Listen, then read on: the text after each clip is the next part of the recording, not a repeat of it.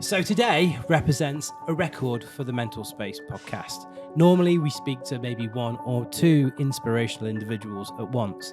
Today we've got six, the Ben Salmi family from UK who are here in Dubai. Look, normally, so we've got Sabrina, we've got Paolo, we've got Sean, we've got Lashai, we've got Yasmine, we've got Amir. I'm not going to tell you what they do because they do so many things. I'm going to let them tell you what they do. Sabrina, head of the family. First off, by the way, as a father of an 8-year-old girl, just hats off for keeping 5 children alive, let alone thriving at the same time.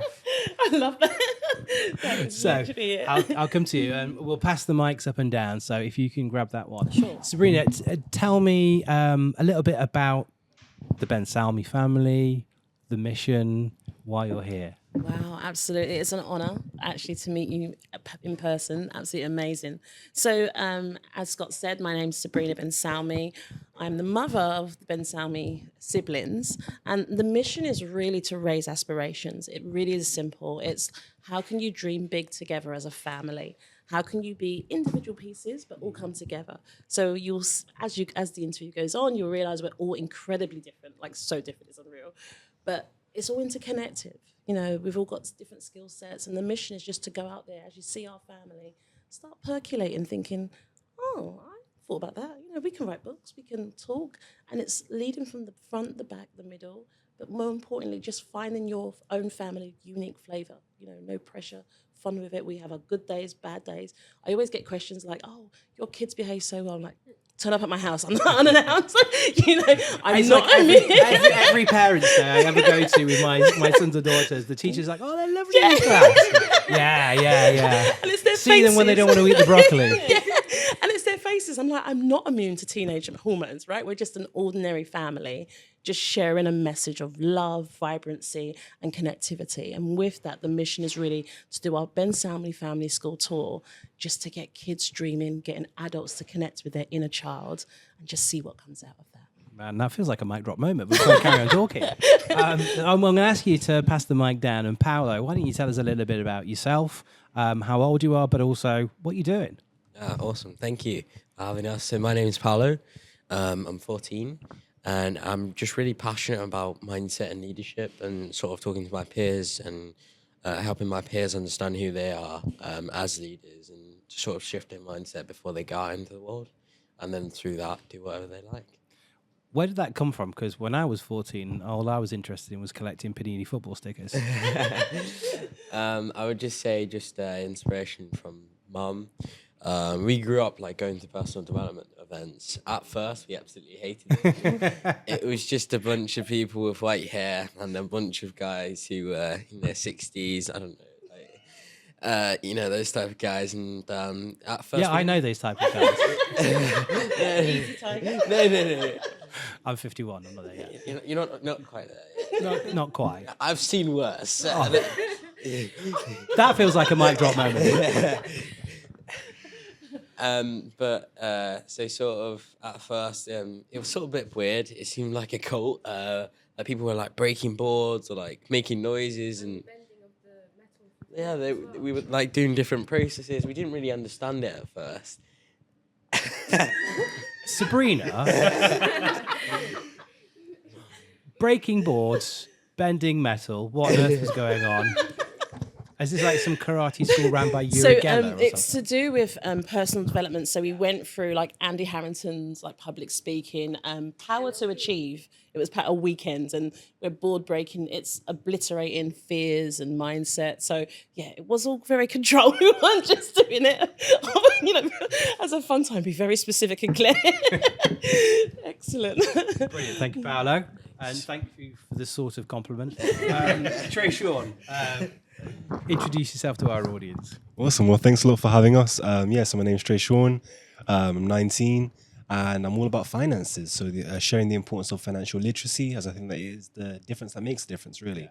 Like if you don't have your finances in check, then you aren't able to really take control of your life. You're not able to go out and have the impact that you desire to leave on the world. So you can't really get to think about things such as legacy until you have these things in place.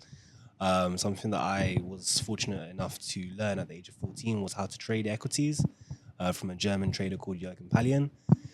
It was a very interesting process. Like there were times where things flew right over my head. There were times where I was learning alongside school.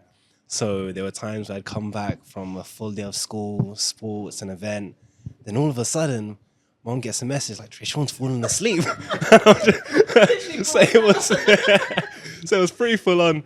But yeah, after 2.5 years of just quality time with Jürgen, I was able to truly understand how equities operate and how to actually trade on the stock market. And then ever since, I've been sharing that journey online, encouraging and inspiring and educating other traders, pretty much just sharing the journey, really. I'm going to be signing up.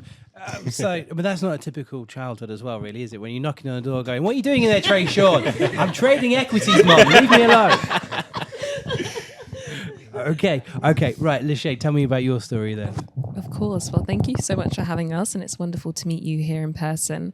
My journey, I like to refer to myself as the experiment child because I was the first one that went on this journey of outer worldly learning and going against the grain, but I wouldn't have it any other way. So I unfortunately went through a really horrid bullying experience in school. School wasn't supportive at all, so mum had to take me out. But instead of just putting me in childcare whilst I waited for another school space, she started taking me into her meetings and to events with her. And at first it was quite uncomfortable and scary because I was still needing to regain my confidence. But through listening and learning from what was happening in the room, it really inspired me to, one, rebuild my own confidence, but go on this journey and mission of wanting to support as many young people as possible so no one had to felt the way I felt. So I'm a natural introvert, so I had to learn how to public speak because I was like, I want to help impact as many young people as possible. I went on to write books, and then now fast forward to date, I do a lot of work on a government and NGO level, supporting organizations to be able to receive young people and support them the way that they need to be supported. Myself, Mum and Trey are also United Nations Women UK delegates, so we get to play a part in creating equitable spaces for women, children, and everyone in between. So it's really fun. I also get to do some really cool work with the South Korean government promoting cultural connectivity, because when we connect culturally, it can solve a lot of world problems. So yeah, that's a little bit about me. That's great. That's 4 of you in, and my imposter syndrome's already massively triggered. That's inspirational. Yasmine, please introduce yourself to our audience. Thank you so much for having us. I'm Yasmine. I'm 16 years old. And my journey is kind of similar to Lashai. So I went through a lot of bullying. Yeah. And I guess through that period of time, I thought, well, I don't want to be bullied anymore. So I started to follow the wrong crowd and, interact with people who I guess wasn't really of my best interest and make me the best person. So I was then homeschooled, and we went to a load of personal development events. And it kind of helped me to regain my confidence. It's a bullying. I kind of lost that and, my social life. Mm-hmm. So my first ever book that I wrote was called 10 Key Principles to Create a Happier Lifestyle. So whilst I was trying to rebuild my confidence, my happiness and my self-love, I want to inspire other young people to do the same. So fast forward, I'm kind of really into medicine. So I've written a white paper on reconstructive plastic surgery. I'm currently doing EPQ on genomic medicine, and I've got a couple ideas for medtech that I want to do within the space of, reshaping how treatments are done and diagnosis as well. So that's something that I'm really passionate about. So thank you so much. Imposter syndrome. A little bit more. Come on, Amir, make me feel really bad now. Make me feel really bad. Tell us about what you're passionate about. Okay, thank you for having us. My name's Amir. I've written about 9 books now. Which is essentially 9 more than I have. So I've written 9 books. I publish books for people. I can publish books for people as well. So our journey was a bit of a tough one. Going through... How old are you again? Sorry. 10. Sorry. 60, sorry. 10. 10. Yeah. Tell me about your journey. He's been through the real struggle. The struggle is real. Bullying in school as well, for all of us. In school, we would maybe give, I think it was a principal, we would give them, books, our books, and, they would, we would, see it in oh, we would like see it in the bin when we come out, or like we might give cakes for birthdays if they would like return it, different stuff. So yeah, I think. What were the books about? Tell me what you're writing about. So I write about affirmations, so mental health for adults and kids, and storybooks as well. Right, I'm buying both of those off you by the end of this conversation. Sabrina, how have you managed this? I mean, this is like incredible. Well, I think as the conversation unfolds, we'll get to the nit and grit of what it is. You know, the reality is I did start off as a hot mess. You know, it's school runs. You know, as a parent, we know what that looks like. Yeah, absolutely. And when you have more than one child and someone's lost their socks, someone's taken someone's shoes, it's real. You know, the reality is we are a family. Yeah. But one of the things I really loved that the kids started to do with me is as I took Lashai, and it would be like, I'm going to buy you an ice cream, bribing her with like sweets, just stay quiet, Mummy's going to study and I'll take you out afterwards. And she would come home and she would literally look at my notes and she'd go, well, that's wrong. That's not what they told you to do. It's kind of like that. And it was when, you know, when you kind of connect the dots and go, wait a minute, she's listening, she's learning. And she was like just colouring or drawing. So it was a happenstance. It wasn't like I sat down, like it's not Sabrina, like sitting down, you've got to do this, you've got to do that. No, absolutely not. And they started to activate. And I remember one day, like sitting at home, and they just said, what's your superhero skills? And they all lit up and they was all trying to answer at the same time. And they would say, I want to do this and I want to do that. And anyone that has children, you would know exactly what I'm talking about. Mm-hmm. If you have a problem and you ask a child for a solution, they will give you the most simple solutions. And I think one of the cheeky comments you made was, you adults are weird. I was like, what do you mean? That's rude.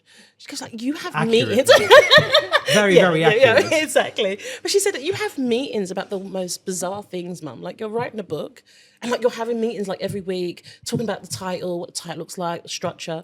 She goes like, you could just bullet point what the title is, what it's going to contain. I was like, excuse me, could you go?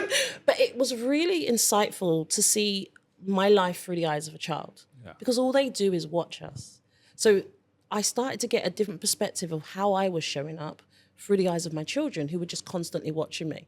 And the comments were not always pleasant, but I welcomed the feedback and it grew me beyond. So it was very much an ebbs and flow. And this is why I'm really about this dream big together. If I was doing this by myself, it wouldn't be this beautiful tapestry.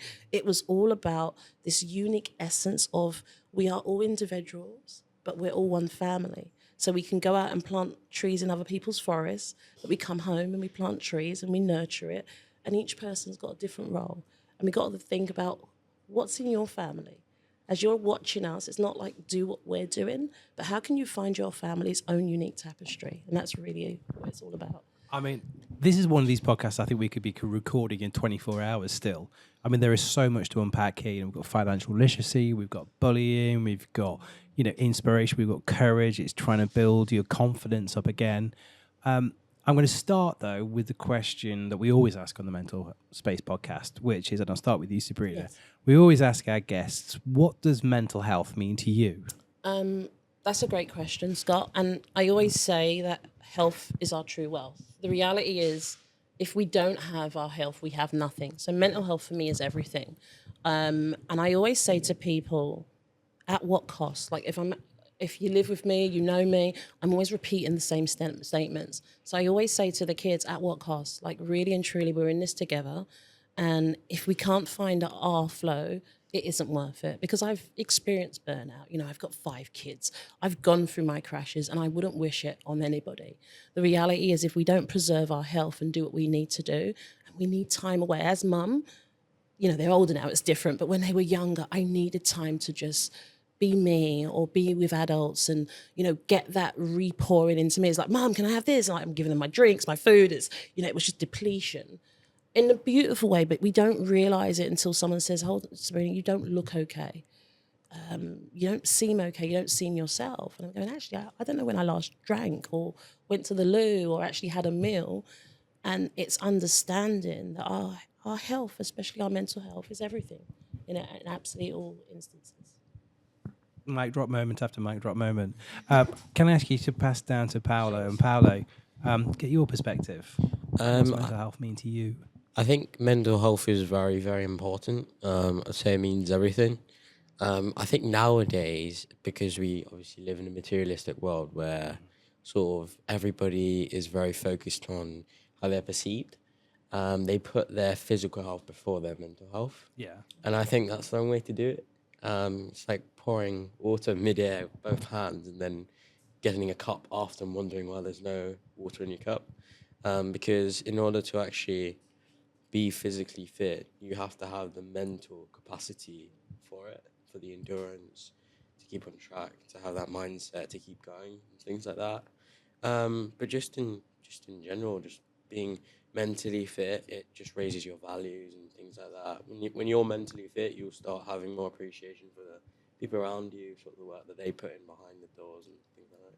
There is a big relationship between physical and mental health as well, isn't it? And actually, if you're not physically fit, that can damage your mental health. But at the same time, if you're not mentally healthy, that can damage your physical health. Exactly. I'm going to ask for the microphone to go back down to Amir because it's just not fair that he has to be last every time, particularly as he's written 9 books. I'd say mental health is a key point.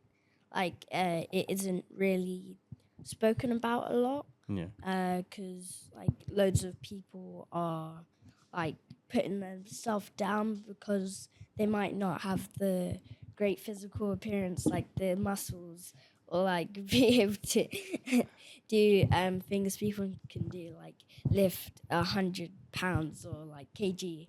So I would say that mental health is just like a key part of life. Also, like Paolo said, it's kind of like a bucket just with holes. Like it's just going to be leaking. I will stay with you for a second, if I may, like, because my daughter's 8 years old, you know, and desperate. And actually, my kids were one of the reasons why I launched Mentl in the first place was because, you know, we look at the polarized world. You guys grew up in a world that was much more complicated than the one we grew up in, Sabrina, and you were a touch younger than me, but still, you know, constant bombardment from social media, you know, always on the comparison, that sort of thing. I'm curious at 10 years old, how aware are you of that yet? You know, how aware are you of mental health and how important it is? I'm quite aware, like... You're quite weird, did you say?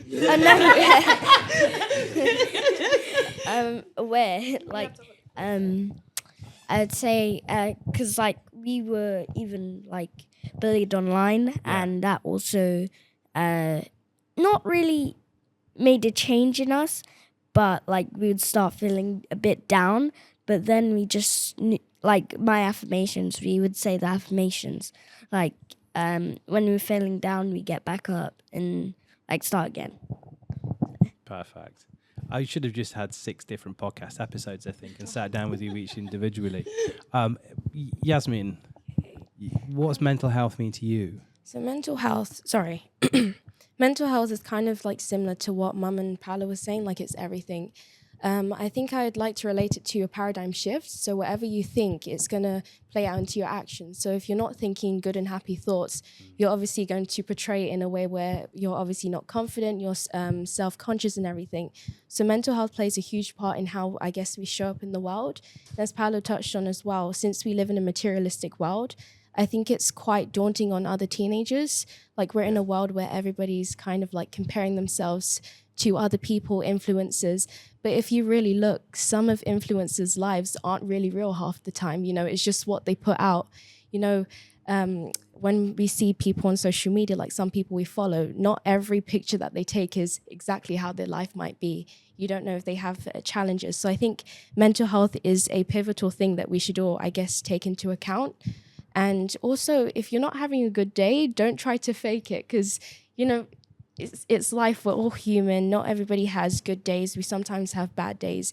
And it's, I guess, it kind of like tests your mettle sometimes. You know, I have this thing where it's called the 3-2-1 method. Okay. So it doesn't work all the time. Since I'm a teenager, you have like those hormones. But, you know, like when you feel down, like how... terrifyingly self-aware. Like Amir said on social media, like sometimes we had like these things from... people from our school commenting and like just saying random things, you kind of have to like challenge yourself. Well, if I'm feeling this emotion that's 3, 2, 1, you just have to snap out of it. You have to kind of think, otherwise. But it doesn't work all the time sometimes. Like if something happens between me and Paolo, he's quite difficult to get over, so it doesn't work with you. Is he a 10? Is he? He's 10, 9, 8, 7. Above 10. He's above 10. Yeah, so it's kind of similar to that. So as long as you're able to control your emotions and kind of like ground yourself, like emotional intelligence, it's something that I guess we can all master if we're able to do that. I feel like she's talking about me. This is a psychologically safe space. Lashai. I think for me, mental health is so important, especially in this day and age as young people. I think probably a key word is that we're very overstimulated and there's so much going on. And the important thing, I don't think having good mental health means that you're happy all the time. That would be really concerning if you're happy all the time. But I think it's understanding how to regulate perhaps your exposure online, regulating your emotions. It's okay to be sad or stressed, but are you unable to come out of that? Like we sort of have this rule sometimes if we're upset or something's happened, you can be upset for 5 minutes, 10 minutes, but after that you kind of need to shift out of that.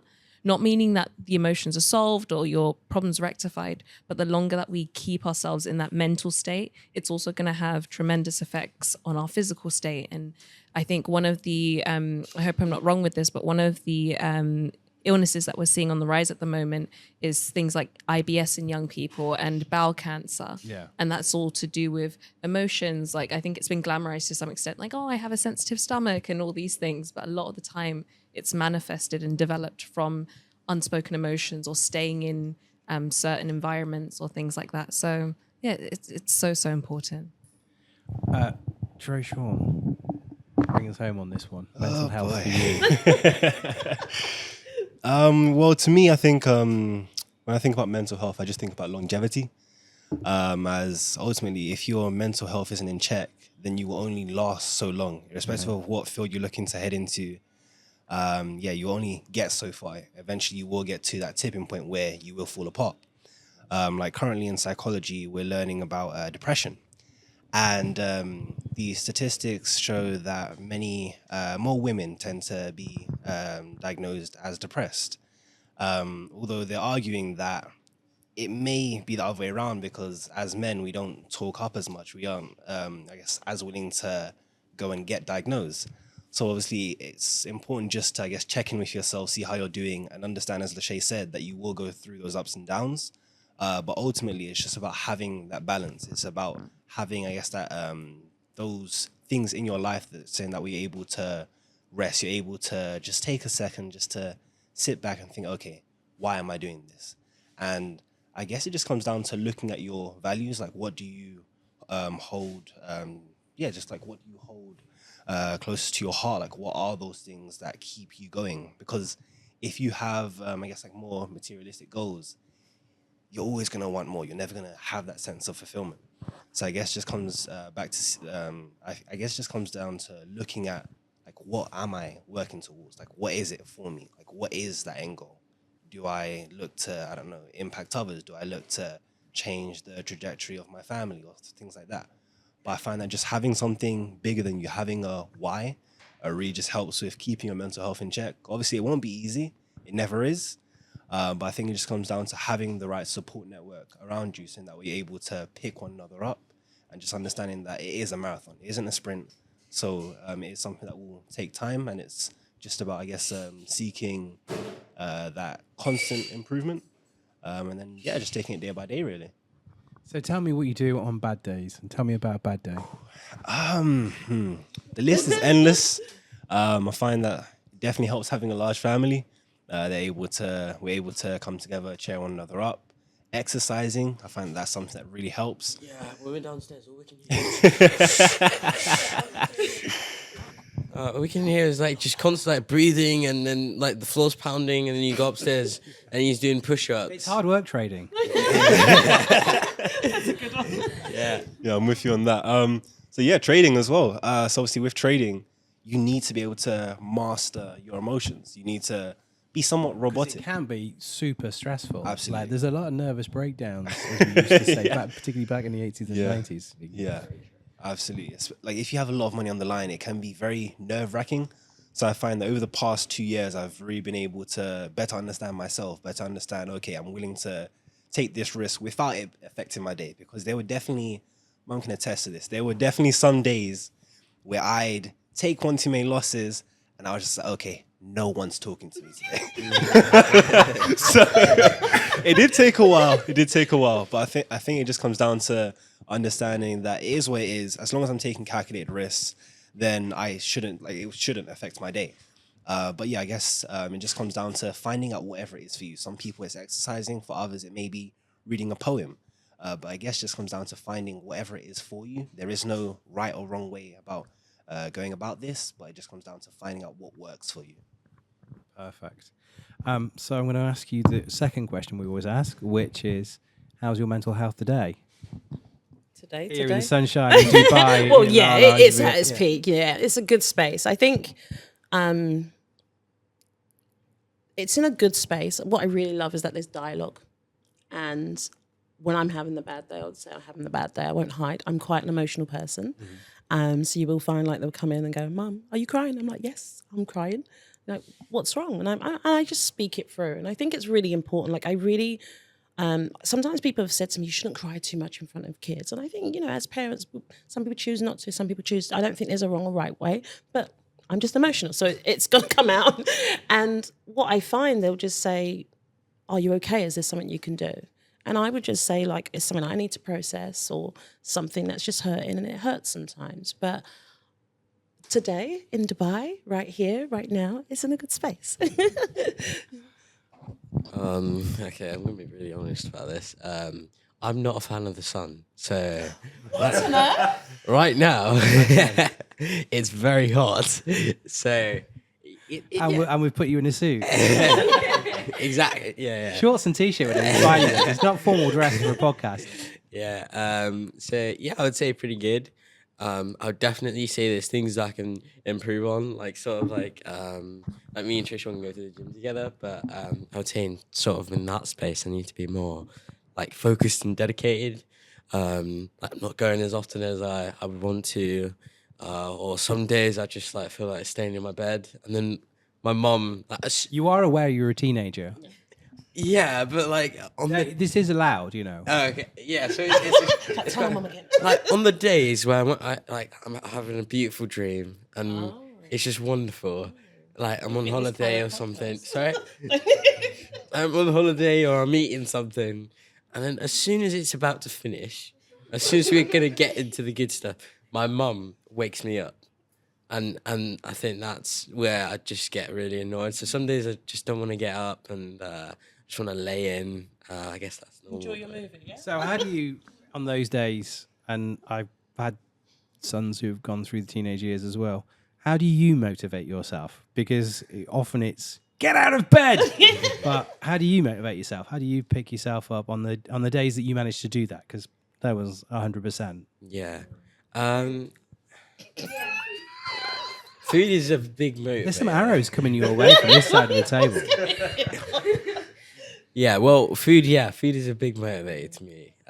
For me, sort of like, and sports as well. I really like sports. So getting up, if I'm able to do sports, I do that. We go like boxing every now and then.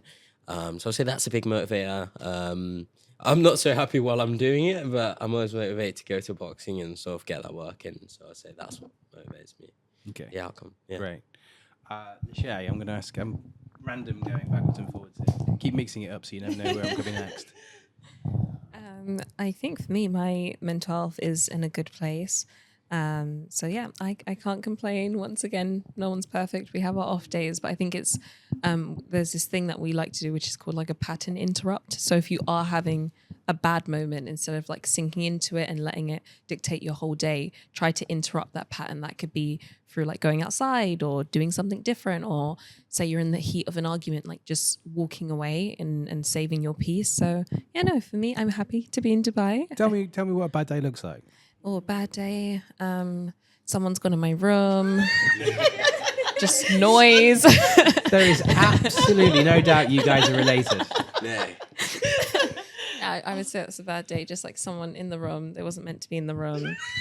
My coping mechanism is you see those little weapons she's got on her fingers. Nails. They're for us. So it's just like When you say us,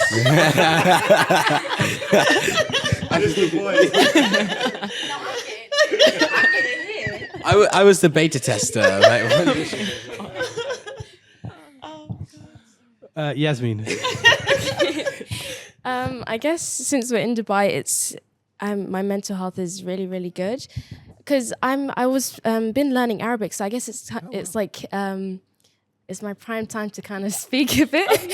So I'm really happy about that. But yeah, what Lashai said, like a pattern interrupt, it doesn't work all the time since I mentioned before because of teenage hormones. I always have an excuse for that, but I need to kind of find another one or just trying to manage it. But yeah, it's in a really good space now. You say because you're in Dubai. How is that in the UK right now? Because I look at the UK, we see a lot polarizing, and you probably don't watch the same news channels as that I subscribe to, but so much polarizing stuff. Both on the mainstream media and on social media. How does that impact your mental health? What are those pressures? I think the weather plays a huge part in how people feel in really, in the UK. It really, really does. Everybody's, I don't know, they kind of walk around like they have like no sense of like, I guess, purpose. I guess because it's always like gloomy or something. I don't know if it's the weather's fault or just the way that the whole UK kind of functions, I guess, because people don't really like to speak about how they feel. It's kind of like if you have a bad day or like sometimes people argue and things like that. So I don't think people really know how to regulate their emotions, and nobody is like born with I guess you can call it like a rule book of how to control your emotions. It's kind of something that you have to like fail and then learn from it. But I don't know what's wrong with people nowadays. I think social media and I don't know. I can only speak for myself. Amir, how's your mental health today? Great. You like having in It's Dubai? amazing. Love Dubai. The only downside is that I'm with these guys. Explain to me why that's a downside. Because, very annoying sibling. Very annoying. Why are they annoying? This is my favourite sibling right here. You always get first class in the luggage, And how does Amir's comments impact you, Tracy? How's your mental health now after that? I'm This looking is forward turning out to. like Jerry Springer. I'm looking forward to getting back to our hotel. We're gonna play some table tennis.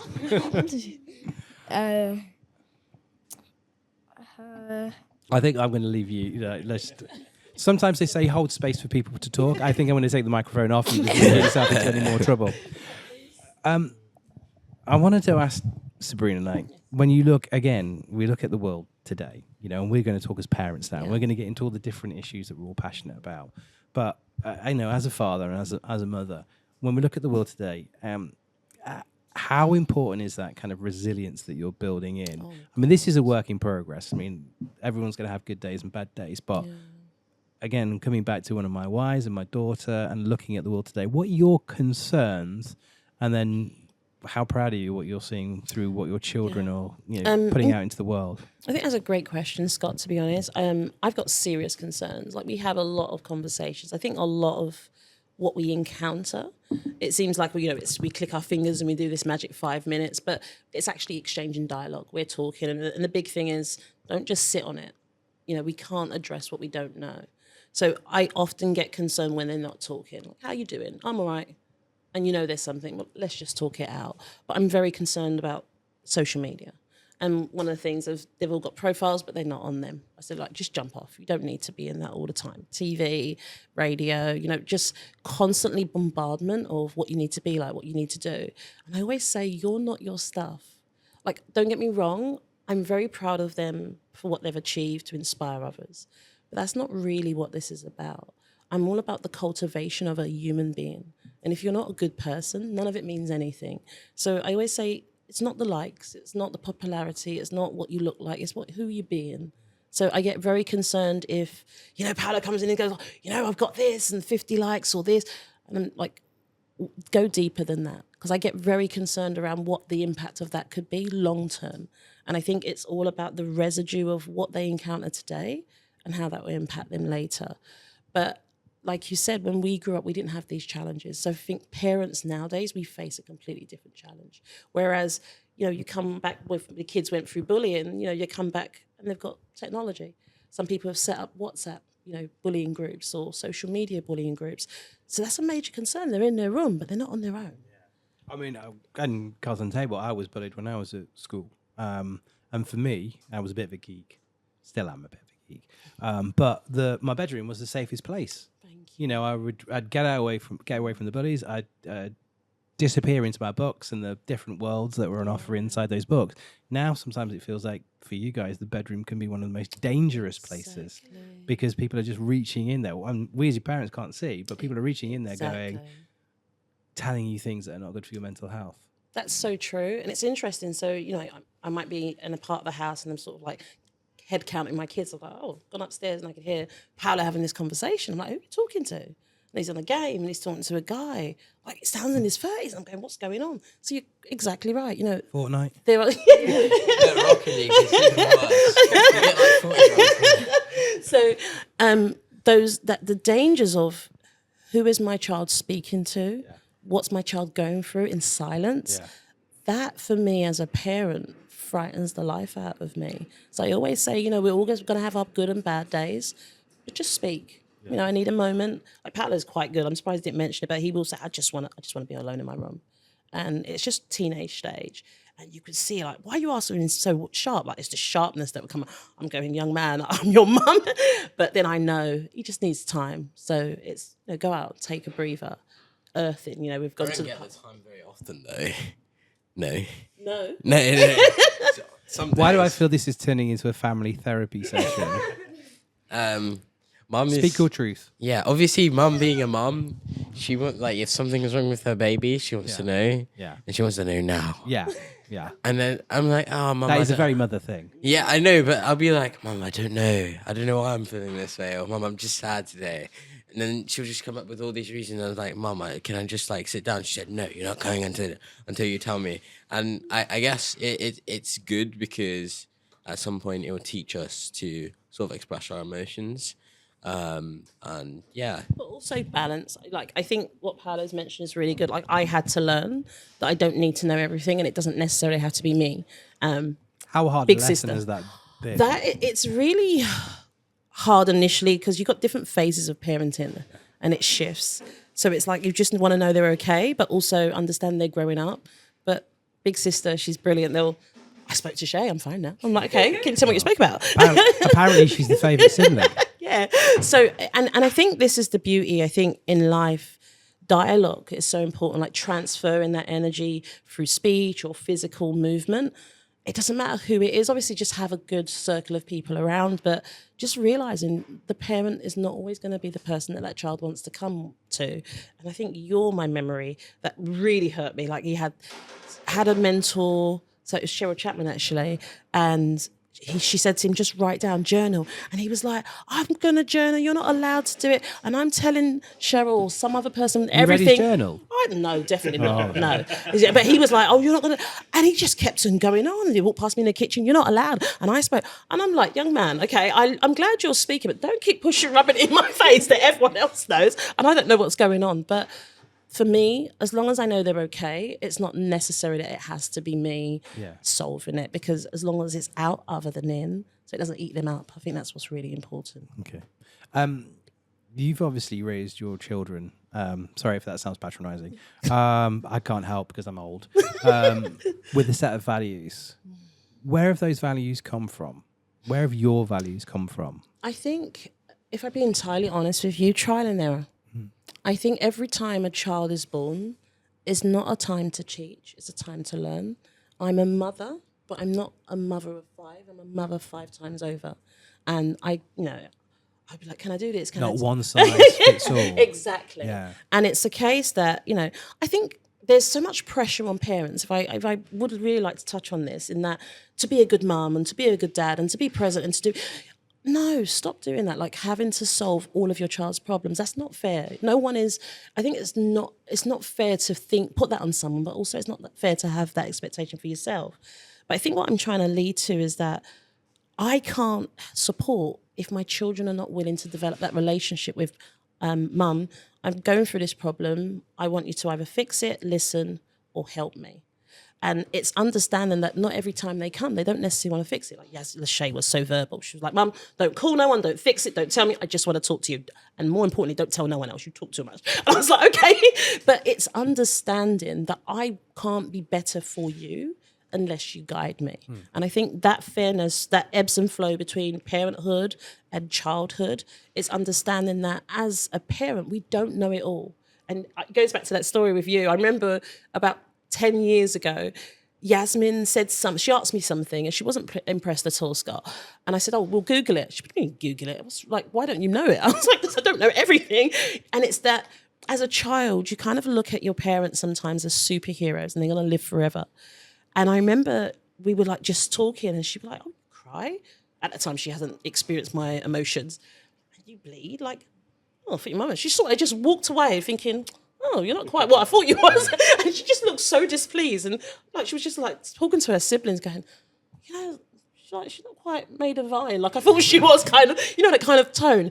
And I think it's just removing that kind of heroism of parenthood. Yeah. We are not superhuman. We love them to bits. We will walk through fire for our kids. But we don't know everything. It really is a learning curve. And I think for my mental health, that was the moment that healed me from not having to protect them from everything. Like I wanted to protect them of everything. But then I realized that it's going to be impossible. They're going to learn through the ups and downs. And it's the most painful thing to actually watch your child go through pain and you can't fix it.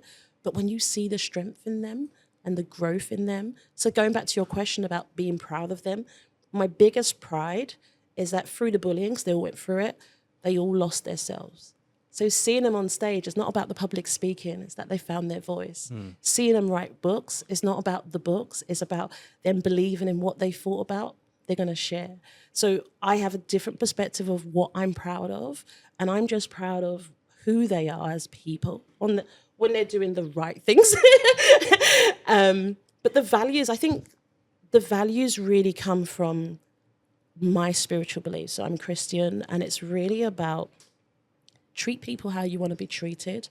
And if I've created a human, I would rather you spread love than pain, and don't leave footprints in the sand that's going to damage someone else. So that's really about it. But just going through my own pains made me feel that how would you want to be treated? You've got sisters, boys, so treat young women well, and vice versa. You know, I don't really like this thing, you know, treat girls well and treat boys anyhow. They've got feelings too. And I think it's so important that young men and men are treated as human beings. I feel that fathers sometimes is so much that you're supposed to do and be Superman for everyone. Yeah. But dad has pains too. Dad struggles too. If we look at the mental health struggles of guys right now, Yeah. and there's statistics about, you know, guys who are no longer with us that we don't need to get Yeah. into, but particularly around the kind of the 40, 50 year mark. I am going to come on to your story in a minute. I just wanted to ask one last question, like being the parent of parents. So this is the parenting segment of the interview. What's interesting, like I grew up in a household of fear and anger. I had, an alcoholic mother, an alcoholic father, a lot of shouting, a lot of fear, an absolute hierarchy. How has, and there is a little bit of hierarchy. I'm your mother, do as you're told. Yeah, that's happened. I'm sure you've said that one time. Yeah, absolutely. But how is stepping away from that and trying to remove that fear, if she has, you said looking at the family, I feel like you have. I think that's really interesting. And let them reverse mentor you at the same time. How does that change the dynamic for you as a parent? Because often we just parent like the way we were parented. That is so interesting. I think, I don't know if you remember, I was saying that there's times when I feel my mother's energy, literally, I'm saying something and it's scary. It's like, oh my God. Or I'll say, Shay, like, catch me out. And like, my mum would kill me if I said it. I'm not saying it's bad, but you know, you just see that you're repeating certain things. But I think in saying that, like I grew up in a single parent household, and my mum went through a lot, and I knew that she was going through stuff, but she wasn't really a talkative person that will walk me through. So I was left with a lot of unanswered questions. So I couldn't quite pinpoint what was going on. But I used to try and help mum. Like, she got off sofa one time and it was the wrong colour, and my help was painting it at the back. Not very helpful. Yeah, exactly. And she needed to send this back to replace it. So I grew up in quite a turbulent environment. I was also born to a St. Lucian mother, a Nigerian father. And in the 80s, there was this divide between West Indians and Africans. So the perception really was that the West Indians are more westernized and kind of frowned upon. And the Africans, that was too African for the West Indian. So I grew up with a lot of rejection, not really fitting in. So I grew up with a lot of identity issues. A lot of, like, my mum was angry. I wouldn't necessarily say she was angry at me. There was stuff she was going through. So when I am in my own relationship, like, the kids were exposed to a lot. My husband at the time, we separated recently. There was a lot of shout. Like, everything was just high, like high interaction, high energy. And I could see the toll it took on the kids. And for me, it wasn't just about fixing. It was about understanding and learning and teaching, using things as teachable moments. You know, sometimes the removal of a situation needs to happen. But also, if we can understand what's going on, you don't have to kind of move around like a leaf all the time. You can just be rooted and find your own inner peace. So I think there were lots of teachable moments through my turmoil, but also just understanding traits. I didn't want to repeat certain things. So it had to end with me and start with me.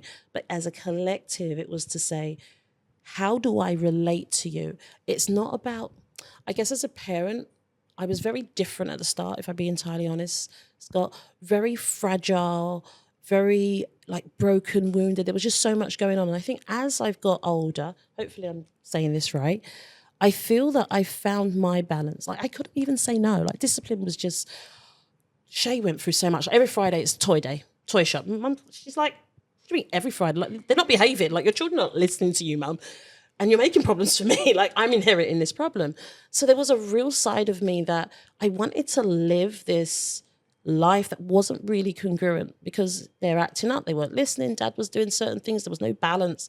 So there was a lot of mixed messages. And I feel that now, I'm going to be 44 this week in Dubai. We're going to be spending my birthday here. But I feel like I'm really starting to learn the no's. Like, the no is important for them to grow. The yeses. Boundaries. Yes, the boundaries. Oh, God, I didn't have none of that. That is the key word. So as motherhood started to teach me those boundaries, and that boundaries wasn't something that came easy to me, but now that I've leaned into it, it is the difference that makes everything. But the kids started to change. They were like, oh my God, what's this new? Stop talking to Mum. Stop telling Mum to do that, Shay. And you could see what was going on. And I said, actually, I don't want you to be in the mix of that pivotal moment because you are siblings. As much as you're my oldest child, I wanted to preserve that sacred essence among their siblinghood. But it changed everything for me. The boundaries, it really did. Another mic drop moment. I'm going to come to you guys, if I may. That's parenting segment of the podcast done for now, but not. We'll come back to it. You were talking about bullying, and this is going to be something that will resonate with parents, but also resonate with so many, young people today. I remember the impact on me. And I could leave it behind. I could close the bedroom door and escape it. Tell me how bullying's impacted each of you. The kind of the feelings you go through, but also how you've then come out the other side of it. So, Lashai, I'll start with you if I can. Definitely. I think perhaps controversial, but I prefer to somewhat identify as a millennial because I think I'm near the cusp because my upbringing wasn't as online as these guys. So when I went through the height of my bullying, I think I was about probably between the ages of 7 and 9. And at that point, I think perhaps YouTube had just come out, and so social media wasn't as prevalent. And then by the time I went to finish my last few years of secondary school, still social media wasn't what it is now. So I think that there was still that sense of security. I remember when I was in school, we were still like emailing our friends and SMS and those like online chat portals. So I'm sure there were some people that were Man, experiencing. that was so long ago. It feels like a lifetime ago to me. But I'm sure there were some people that were still, unfortunately, being bullied in those spaces. But compared to social media now and the positive and negative advancements with like AI and phishing and all those things and deep fakes and all the things that transpire now, I think it's a whole different ballgame. So how did bullying show up in your life then? So for me, it was from teachers and students. So I was in primary school, and because mum has always been in the NGO and community sector, she would run a lot of community projects. So supporting single parents or families in general, or underprivileged minorities and things like that. So she got scouted to be a part of this, sort of unknowingly be a part of this show. So she was on this show, and then when I had gone back to school, there was sort of this whole thing of like, oh, like you guys are like well off now, so teachers wouldn't help me with work. They would like sit me at the back. They would make me take my shoes off and walk without shoes. Students obviously seeing the people of authority doing that would also copy. Because they've modelled it. Yeah, exactly. So that's how it impacted me. So this probably was between 2007, 2009. Back then, I don't think anti-bullying campaigns were as prevalent as they are now. So I didn't know what was going on. I was just like, is something wrong with me? Everyone just doesn't like me. When you're that young, it's like, oh, I'm good, I'm bad. And that's all. There isn't that much of an in-between. So I just thought there was something inherently wrong with me at that stage. And I didn't say anything. It was only because mum noticed a change in my character. She tried to hold the school accountable. They didn't do anything. And that's what led to the journey of me being taken out of school and having to go on the journey of rebuilding my confidence. So for me, it was a huge hit at my confidence, because as much as I can be extroverted when needed, like I can speak on stage now and I'm friendly with people, I'm a natural introvert. So I'm like, oh, okay, like I've got my people, like quite quiet and things like that. So that was just like the nail in the coffin, like, oh, there's something wrong with me and all these people are acting this way, and even adults. So when you look at those senior people who are meant to be authority figures or the people keeping you safe, and they're the ones treating you that way, I didn't know what was going on. So what were the building blocks of rebuilding your confidence then? Oh, just exposure therapy, honestly. It was just being pushed into environments I didn't want to be in. Like, once again, being a natural introvert, I could happily sit in a room and not speak to anyone. And that was prior to me going through the bullying. But after that, it was just like, I don't want to socialize, especially with peers. That was just terrifying to me. I didn't know who to trust anymore, even from an adult perspective, because adults, like, I guess, I don't know the hour-wise, but I feel like you probably spend more hours with your teachers than you do at home when you're in full-time education. So these adults that were meant to keep me safe and look after me had done X, Y, and Z. So it was very much so me breaking down, but thankfully having someone like mum in my life who noticed the change in my character and softly introduced me into ways that I could heal. And I think what truly pushed me wasn't just perhaps like therapy or getting help, but was seeing other people that had gone through something similar and them coming out of the other end. Okay, that's what made me think, oh, okay, this isn't the end of the road for me, and I can do something to change, and I can maybe even help others as well. That's something that when we're in it, that whole, this is temporary, is very difficult. Like we can say from outside, this isn't going to last, but it is difficult to understand that when you're in the middle of it. Yasmine, tell me how the bullying showed up in your life, and then again, similar, how you've pulled yourself out of it and what you're learning and now teaching.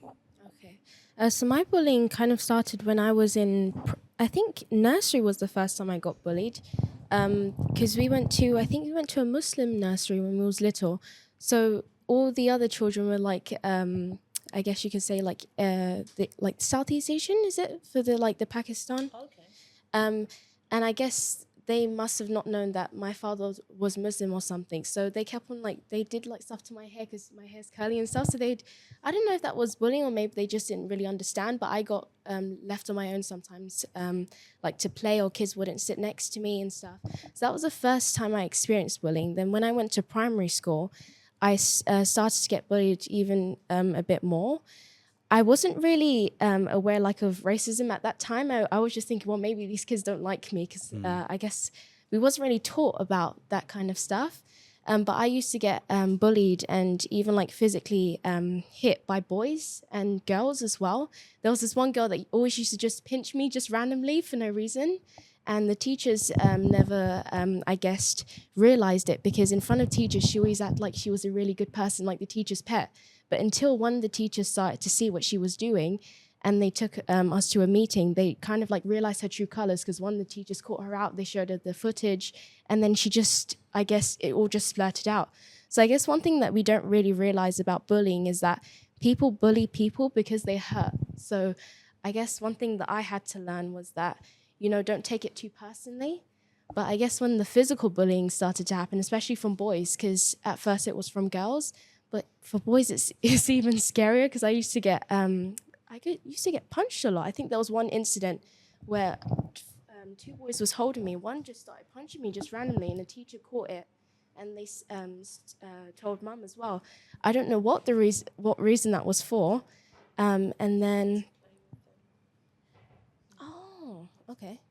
Well, I forgot about that bit.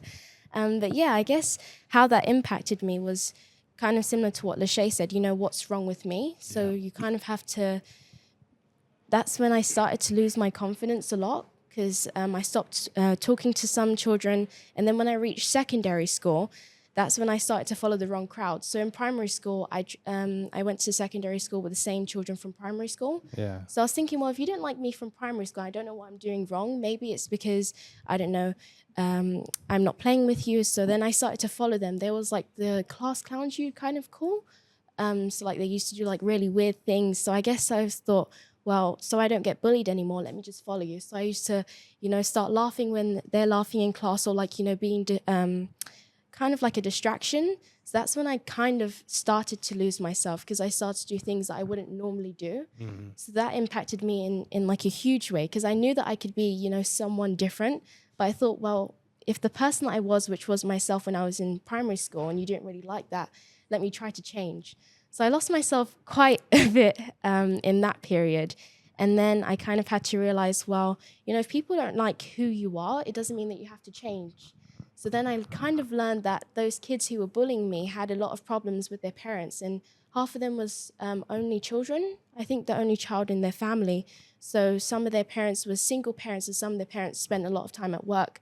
So their, I guess, anger towards me was because I guess they were kind of angry. I had one come in, and he said sorry to me, just randomly, and he was like, oh, I just want to be your friend, but because he doesn't have any siblings, he wasn't sure how to convey it. So he said sorry. So I was like, oh, well, then maybe there's nothing wrong with me. So I guess we kind of have to learn not to take it personal all the time, but in, I guess, the space when you're kind of experiencing it. Difficult to disassociate yourself and go, they've got their own story. Yeah. But so it isn't about you. And it's, I mean, as a parent as well, it's kind of like that scary thing as well, which is like, you don't realize how isolated you could be even in primary school, because we can have this stereotypical view that bullying doesn't show up until secondary school.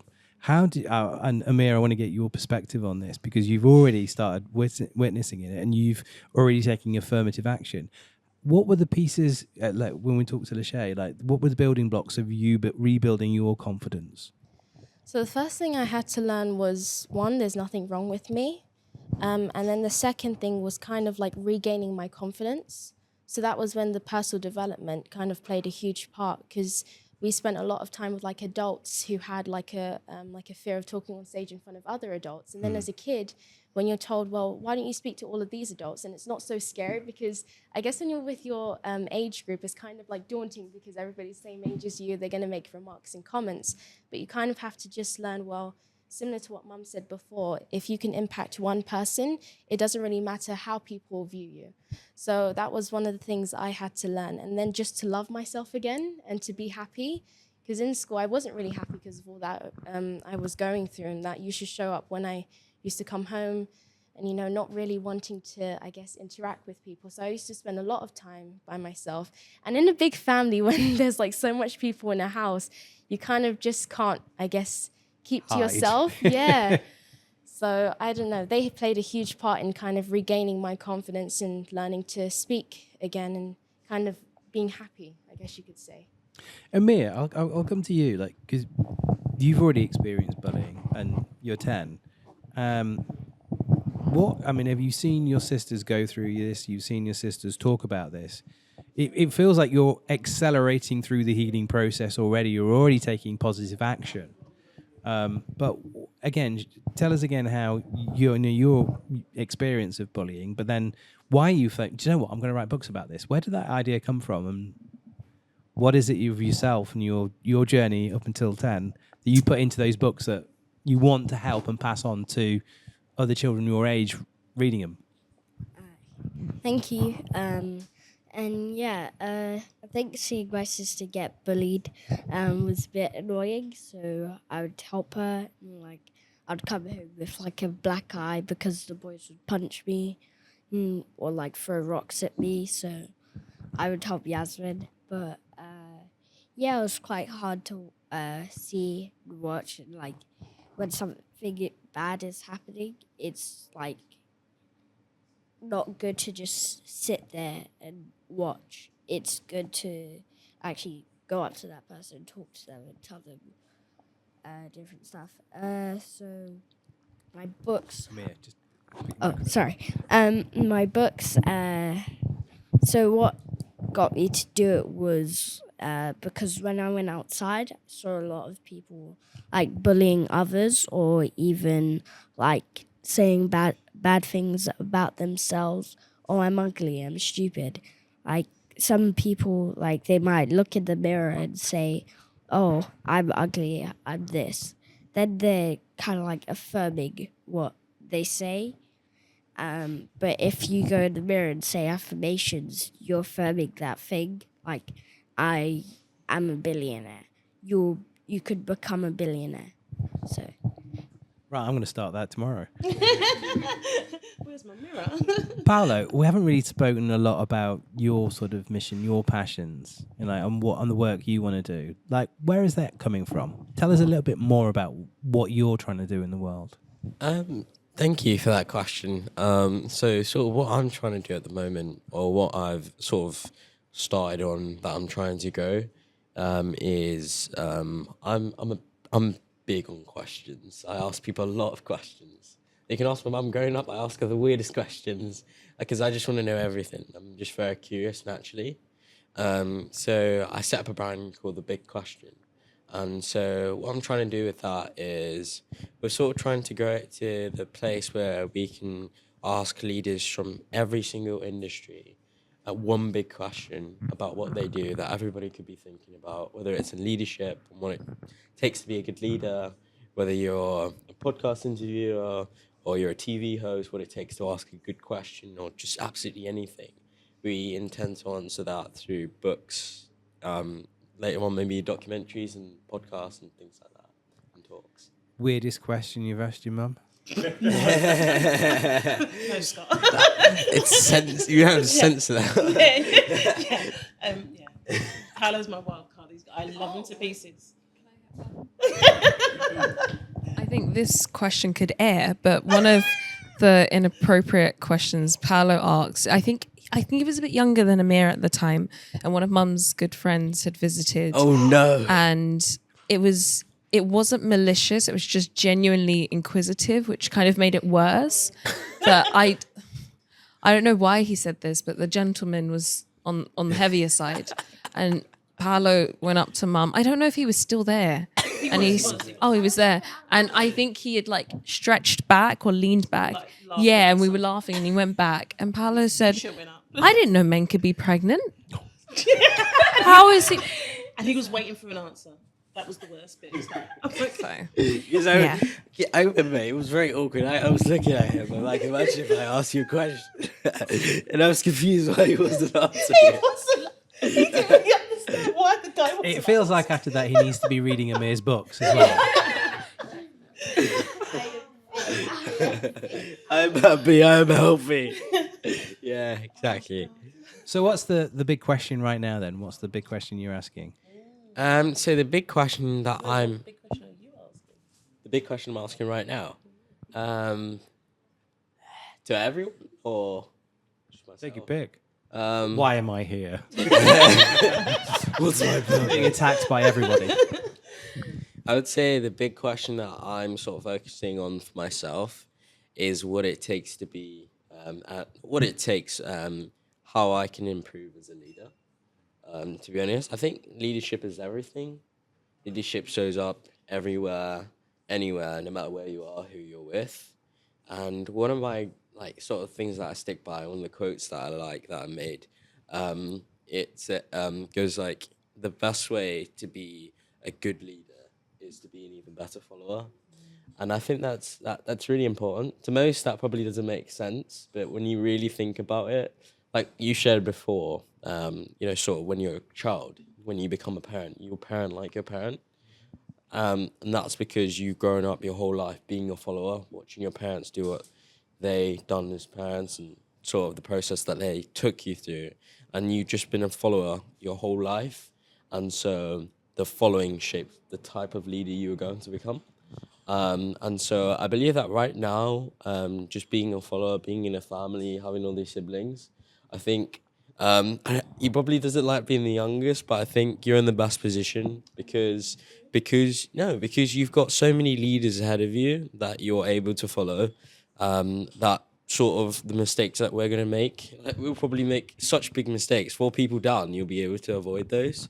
So I think your journey, like sort of growing up, because you'll have us as siblings and see sort of the trials and tribulations that we'll be able to go through, you'll be an even better leader than all of us because of the follower that you've been.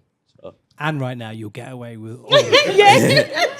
Exactly. Like, tell him off. He gets from Now, everything. I mean, look, I am a classic example. Like, I went, my journey on leadership was, when I first got into leadership, I was the abused to become the abuser. Yeah. It took me a long time to realize going, oh no, this hierarchy of fear is something that we need to get away from. Yeah. And I know so many leaders who look like me. They go, oh, and particularly they look at your generation and they'll go, well, we were miserable. They should be miserable too. It's like, well, why?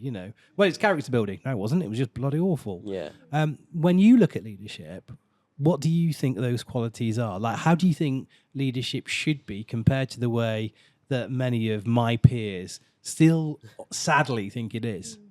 I would say a big misconception of leadership that a lot of the people have is that you're there to tell people what to do. I think leadership is just being a conductor of an orchestra. And so you're not going around, picking at the violin, pressing at the frets on where they need to play. You're just letting them do their thing, but you're sort of just swiftly conducting it. And obviously that's the show, but behind the scenes, you'll be there taking them through it, adjusting sounds, teaching them how to play together, first of all, and then finding the best talent that there is. And that's just being a leader. It's just effortless leadership is just really and truly putting good people together that you think are able to work together that can contribute to a bigger goal. So I'm going to edit that out only because I'm blatantly going to steal it. Now, there is and when we stay with leadership, there is this challenge because actually when we look at the world of work today, it's probably the first time we've had almost 4 generations. We've still got boomers, we've got Gen X. Yeah. I'm not a boomer. My boy always calls me a boomer. I'm Gen X. And then we've got millennial and then we've got Gen Z. Yeah. And sometimes I think there's this, we've got boomers and Gen X and they look at Gen Z and they roll their eyes and say they're all entitled and all that sort of thing, and snowflakes and not resilient and all of these lazy stereotypes. Your advice, and I'll come to all of you, your advice to leaders right now, what is the best way, what's the most effective way to lead this new generation of talent? What works? I would just say lead by example. Like, if a kid was to go on Twitter, like, you can talk about all the crazy things that kids can do. I'm going to have to stop and correct you. It's X. Oh, yeah, X. Elon Musk. So if you go on X and I think you can talk about young people all day long. Obviously, we have our mistakes that we could have made. But when you look at role models, I could go on Twitter, and I could pull up a post of presidents saying they want to bomb each other or talking about, basically dissing each other. on the internet in front of millions. And so sort of, if that's the example, then what do you expect us, how do you expect us to do any better? And I think the way to go about leading us is by showing us. Like, if you look at it now, I can be statistical now, there's around 3 billion gamers in the world. And that means, what does gaming have to do with leadership? Well, that means there's 3 billion visual learners. And that means they learn through seeing, they learn from visuals, they learn through tutorials, showing them how to do it. And so to actually teach this generation is to show them. So if you want to, show them, if we are entitled, we can get anything at the click of a button. We definitely are. Sorry, go ahead. No. I'm going to let you carry on speaking when you're saying He's that. confident about it. Yeah, so we definitely are entitled to an extent where we can sort of have anything at the click of a button. But sort of leaders who are older than us, who are more mature than us, who have more knowledge, I think the best way to go about it is just, instead of criticizing us for it, show us the best way to use that in your leadership. Okay, so it's an interesting perspective there as well, because I often talk about, the word entitled is used about, Gen Z and Gen Alpha coming a lot, except when we look at my generation and your generation, like, we were entitled to a lot of things. We were entitled to time off. We were entitled to disconnect. We were entitled to escape from that constant bombardment. We didn't have WhatsApp and Snapchat. We could get a mortgage, and we'll come on to that, Trey Shaw. You've been super patient. So that sense of entitlement, it's just, isn't that a perspective? Isn't that the lens we look through from our generation? So yes, you can go, yeah, I want this now, but you also can't disconnect in the same way that we used to as coming through. I want to get this side of the table's perspective, all of you. Again, so Amir, what would leadership, whether it be your teacher, your authority figures, what's the best way to reach you? What's the best way to get the best out of Amir?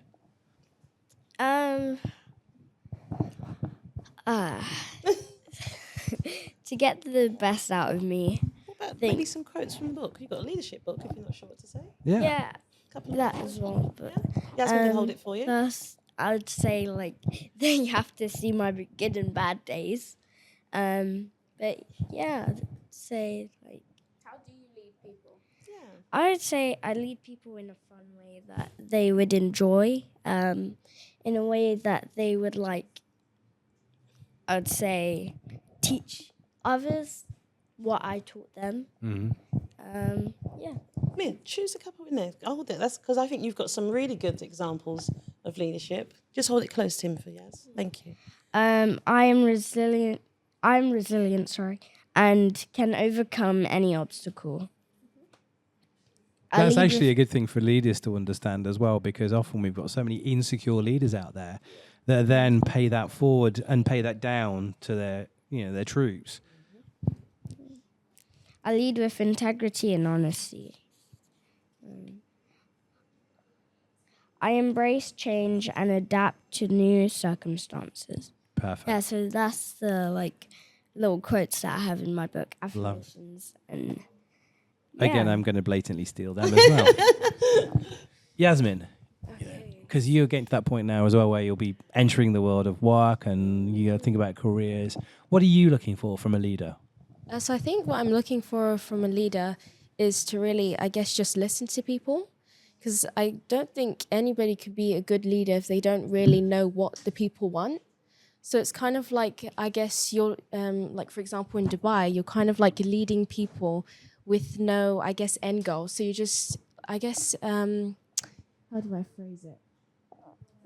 It's like, for example, if somebody is allergic to juice, right, you wouldn't really take them to a juice factory or ask them to choose things. You kind of have to lead from a perspective of knowing what the people want. So I guess in terms of this new generation, for example, more social media and everything, everybody wants to be heard, everybody wants to be listened, and you can't really be a good leader if you're only thinking about what's, I guess, of your best interest. Mm-hmm. Being a leader is all about, leading from, I guess, from what Mum said, from the front, from the middle, and from the back. You're supposed to take all perspectives and then try to shape it into a way where everybody can understand.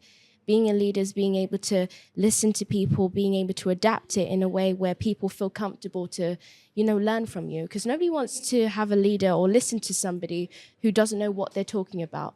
So I guess that's one thing that I want from a leader. Which is about 90% of leaders.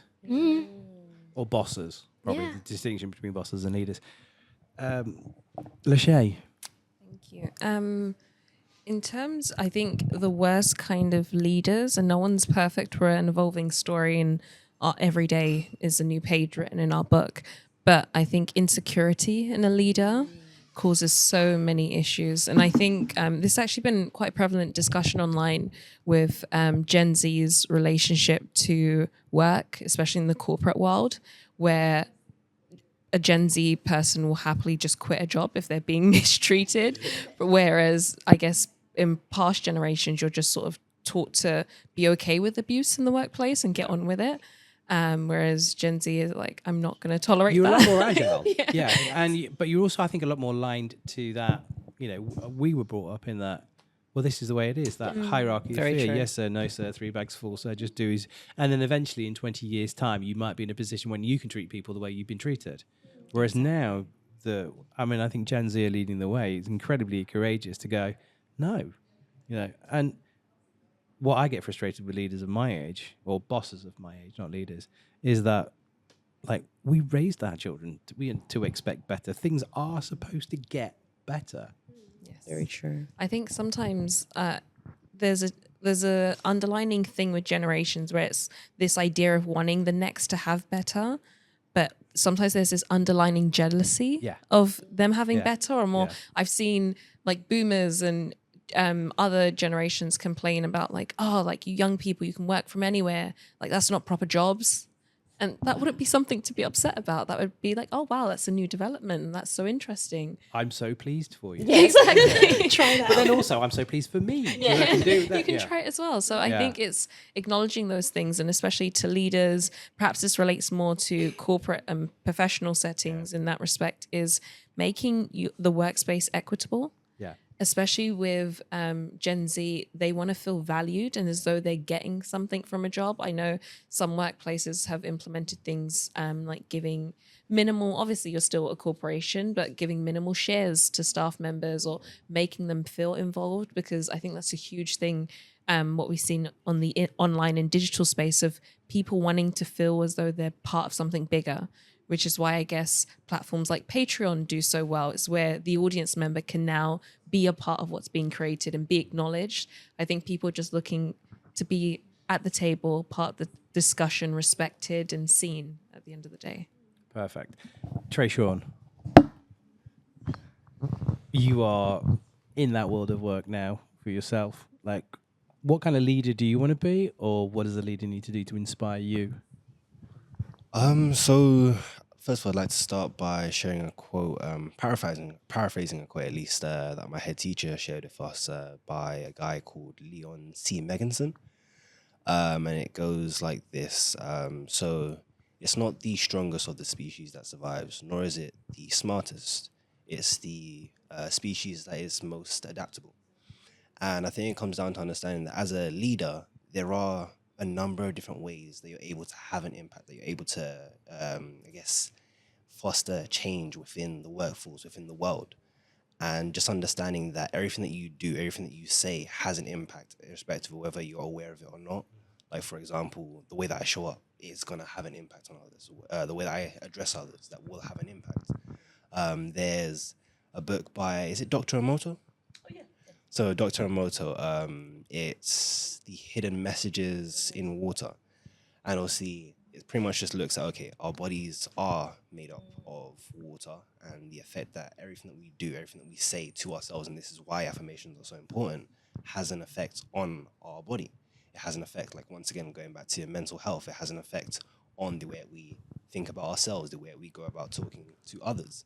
So I guess just having a more holistic approach and understanding that in order for you to have a firm that operates efficiently, we all need to be in unison. We all need to be on the same page, and understanding that each and every last one of us within the organization calls forth a different side of you.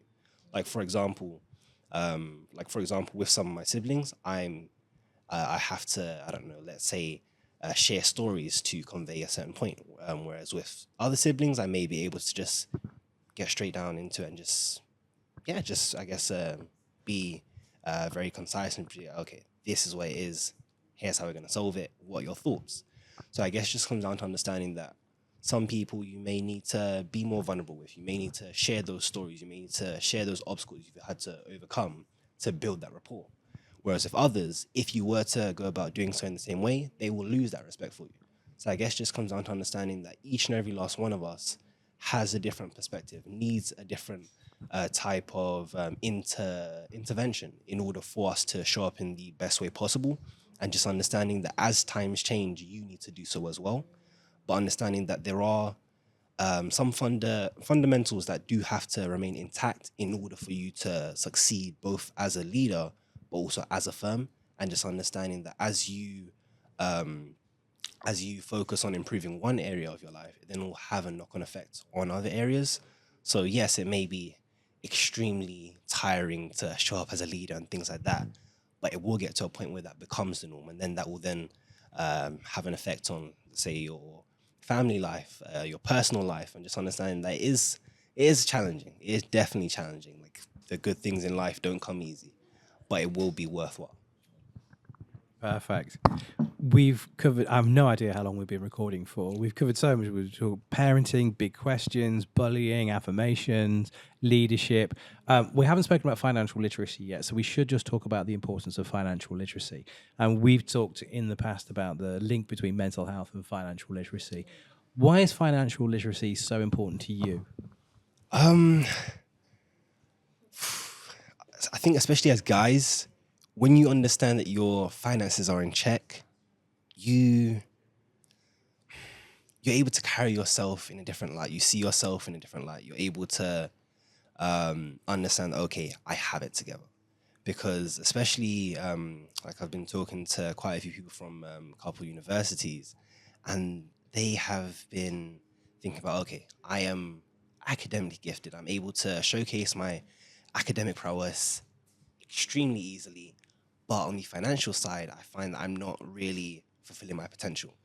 And there's this imbalance, and they find it extremely difficult to show up. That's where the imposter syndrome comes into play, because they're just like, okay, although I'm smart, although people tell me I'm amazing, the finances aren't quite resembling the same.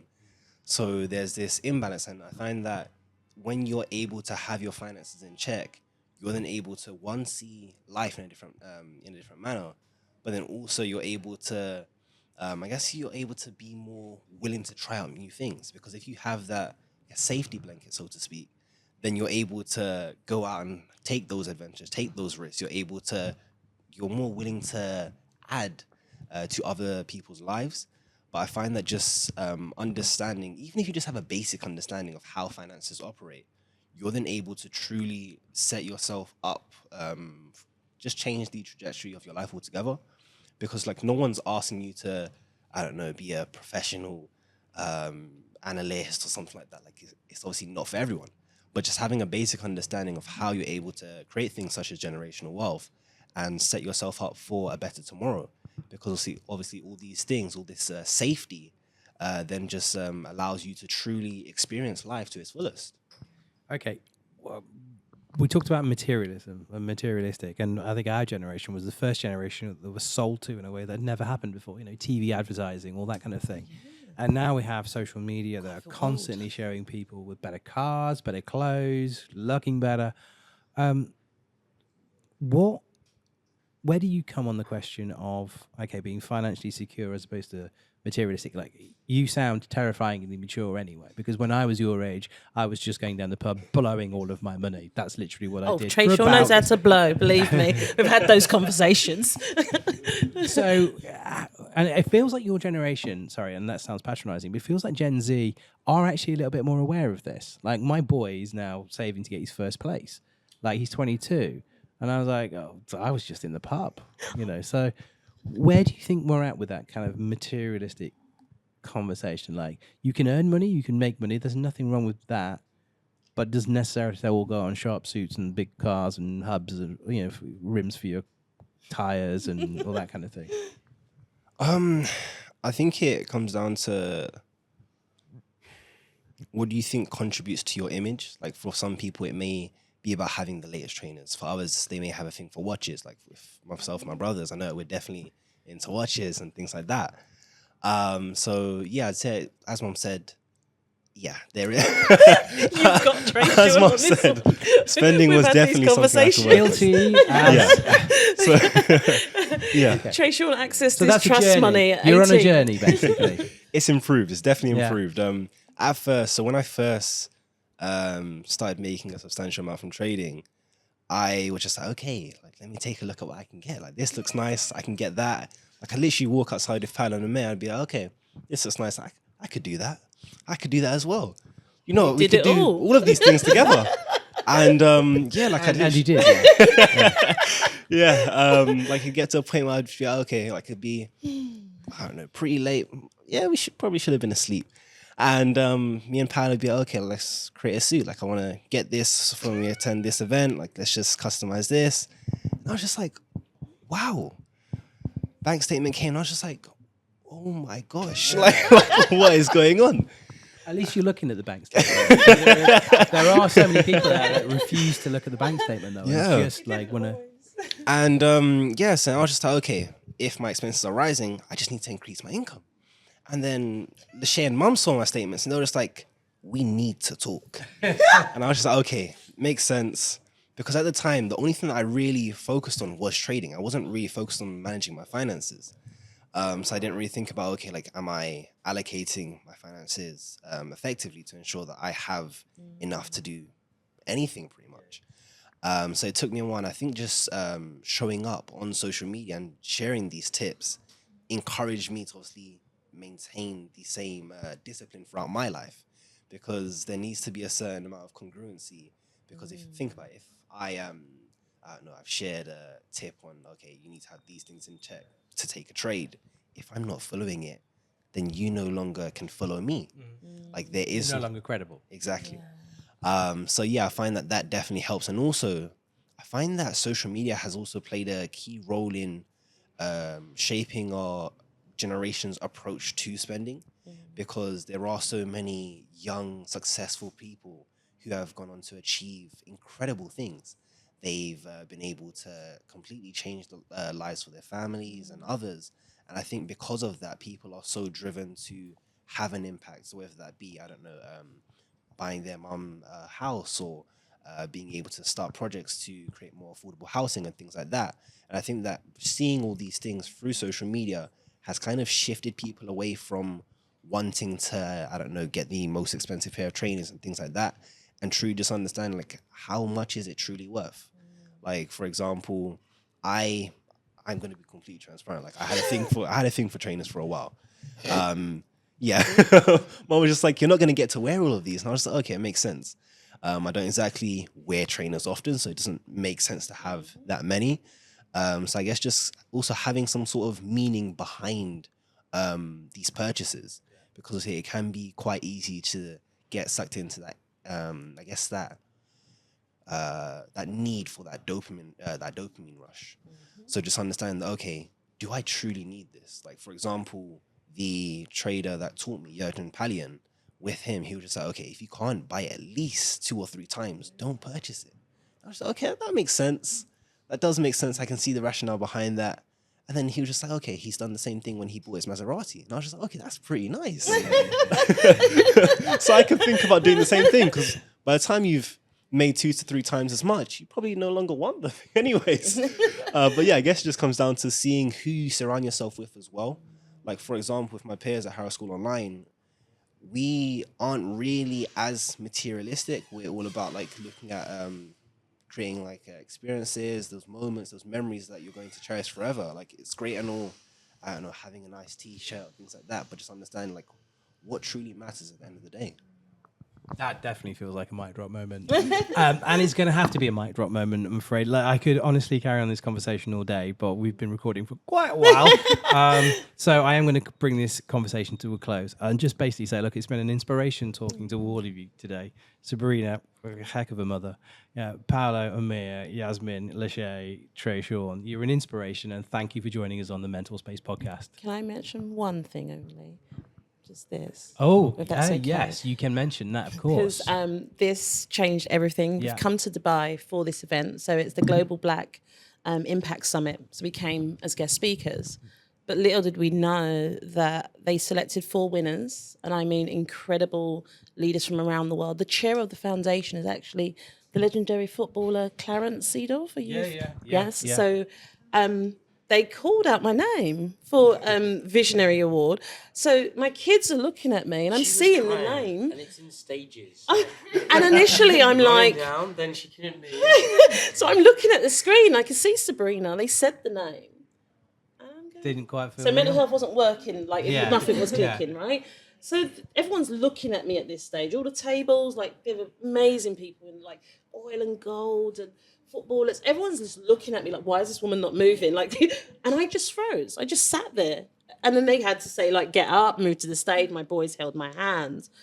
And I must say, this is a platform that answers most of every prayer that I've been praying as a mother, because it is a platform of leaders from around the world actually committed to making an impact on the world through intergenerational coming togethers. And I'm just blown away. So to come to Dubai for this and to leave with this award, I'm just speechless. That's why I had to bring it with me today. I'm just like, what on earth is going on? So they've got a foundation. And honestly, if it's okay with you, if anybody's listening to this podcast, please check out this foundation, donate. They are on a mission to transform lives. So they're creating pathways for young people that if you want to go into finance, like no matter what it is, accounting, public speaking, sports, they've got the blueprints. Yeah. And they're going to actually nurture young people through those. And I'm just blown away because as a family, this is in alignment with what we're doing. We want to transform lives. So thank you so much. Congratulations. Thank you. Thoroughly deserved. Oh I do my not God. doubt. I was standing up there next to people and just going, how am I here? What's going on? So just blown away. Thank Brilliant. you. Congratulations. You guys must be super, super proud. Be proud of the work you're doing, because it's having an impact out in the world, and this is clearly shown by this award as well. So congratulations. Thank you. Once again. Brilliant. Thank you for joining us here in Dubai. Thank you. Woo! Thank you.